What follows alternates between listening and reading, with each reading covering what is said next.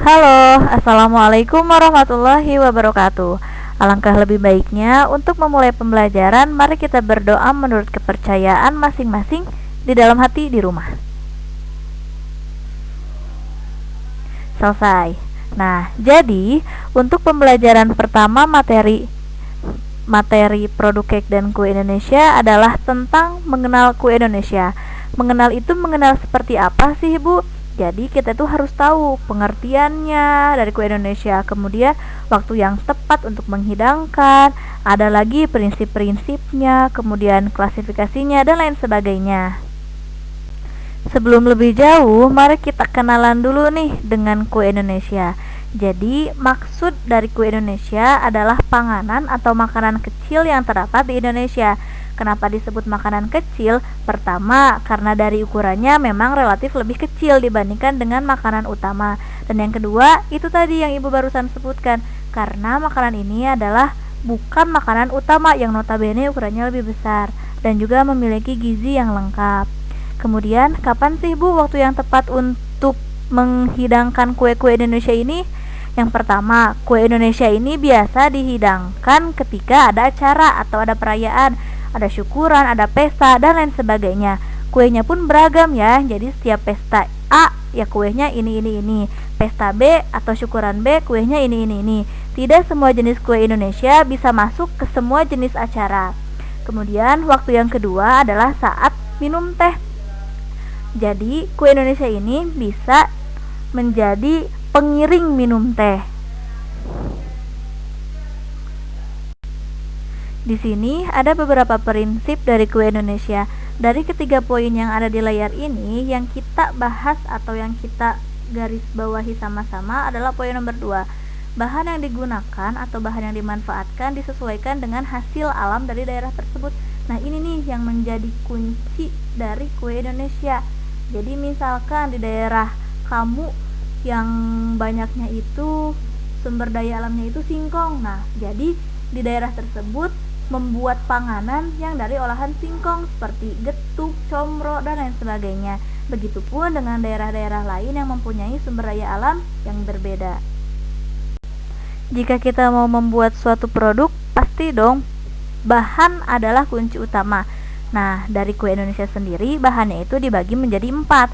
Yang pertama adalah bahan pokok. Bahan pokok ini seperti yang dicontohkan seperti singkong, tepung terigu, tepung beras, dan lain sebagainya. Kemudian ada bahan cair. Bahan cair ini contohnya seperti pelarut dari bahan utama atau bahan pokok. Contohnya seperti air kelapa, air biasa, santan, dan lain sebagainya. Kemudian bahan yang ketiga adalah bahan penambah rasa, warna, dan aroma. Biasanya penambah rasa ini bisa dari essence atau gula atau dari buah sebagai perasa alami. Dan yang keempat adalah bahan-bahan lain, yaitu bahan-bahan pendukung untuk membuat proses untuk pembuatan kue Indonesia.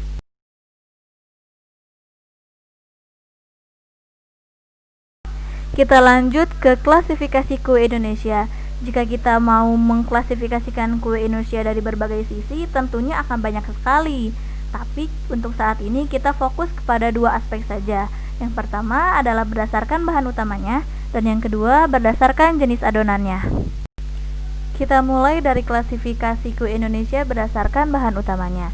Nih, kita lihat sama-sama di layar, ada 8 jenis bahan utama.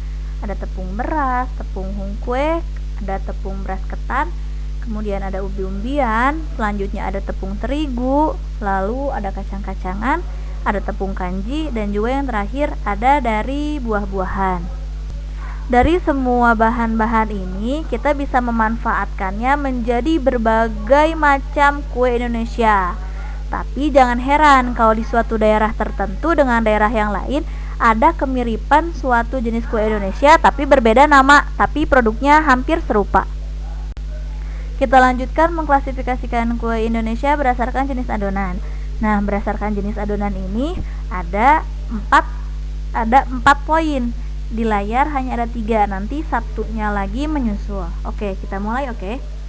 Poin yang pertama, jika ditinjau dari adonannya, adonan cair dan adonan padat, tapi dibagi lagi menjadi 2. Ada adonan cair yang tidak beragi, kemudian ada adonan cair yang dikasih ragi pada saat membuat adonan. Kemudian poin yang kedua, jika ditinjau dari rasa. Ini paling gampang soalnya pembagiannya sangat mudah. Yang pertama rasa manis dan yang kedua rasa gurih atau asin.